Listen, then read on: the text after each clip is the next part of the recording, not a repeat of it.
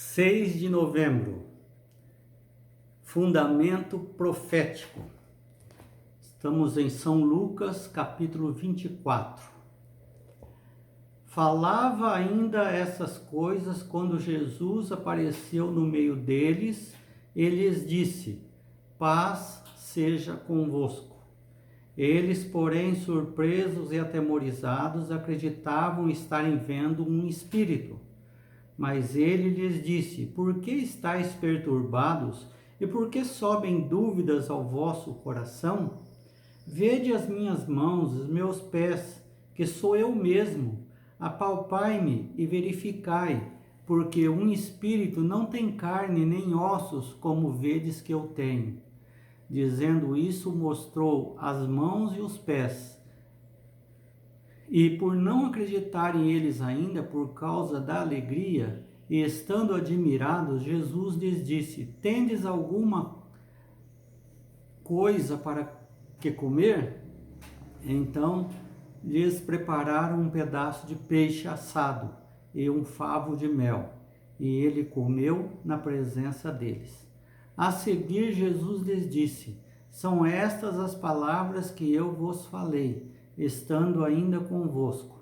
Importava se cumprisse tudo o que de mim está escrito na lei de Moisés, nos profetas e nos salmos.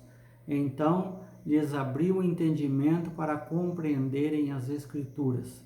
E lhes disse: assim está escrito que o Cristo havia de padecer, ressuscitar dentre os mortos no terceiro dia, e que em seu nome se pregasse arrependimento para remissão de pecados a todas as nações, começando em Jerusalém. Vós sois testemunhas dessas coisas. Eis que envio sobre vós a promessa do meu Pai. Permanecei, pois, na cidade, até que do alto sejais revestidos de poder. A princípio, os discípulos não creram porque eles estavam com medo. Então, quando viram Jesus e tiveram a certeza de que ele estava vivo, não creram por causa da alegria que eles estavam. Você já sentiu que algo era bom demais para ser verdade? Essa foi a experiência dos discípulos e dos outros lá no cenáculo. Contudo, se Jesus os tivesse deixado apenas com essa experiência quando ele partisse, talvez a fé deles não tivesse perdurado. Com o tempo, o poder da experiência poderia se dissipar. Eles se esqueceriam ou começariam até a questioná-la. Jesus não contentou apenas em mostrar-lhes suas cicatrizes e comer peixe diante deles. Ele os conduziu à palavra, ele lhes mostrou o fundamento profético de sua obra e de seu ministério. Não importava quão grande fosse a experiência que tiveram com ele. Jesus ainda queria que a fé deles fosse fundamentada na palavra de Deus. Lucas 24, 44. Também encontramos nesse relato uma motivação para o testemunho, a palavra de Deus. Jesus sabia que, para solidificar a experiência dos discípulos, eles precisavam entender por que ele teve que morrer e que sua ressurreição era significativa. Era necessário que a cosmovisão deles fosse mudada de um reino político e terreno para a grande solução do pecado e da vitória de Cristo sobre a morte. O Evangelho era muito mais do que conquistar a soberania política para Israel.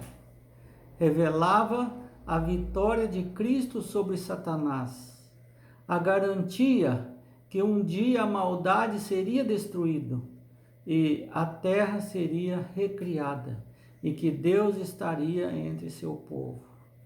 Ele lhes abriu o entendimento, Lucas 24, 45, para que compreendessem essas verdades, que deveriam compartilhar com o mundo.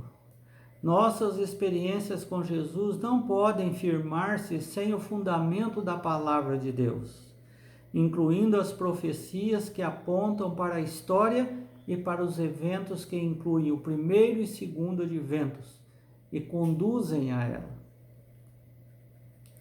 E conduzem a Jesus. Com essas verdades firmemente compreendidas, estaremos prontos e motivados para a missão.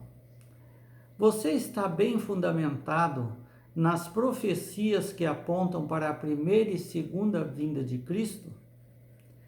Nesses últimos dias, por que devemos estar firmados na palavra de Deus? E por que entender as profecias é tão crucial para a missão?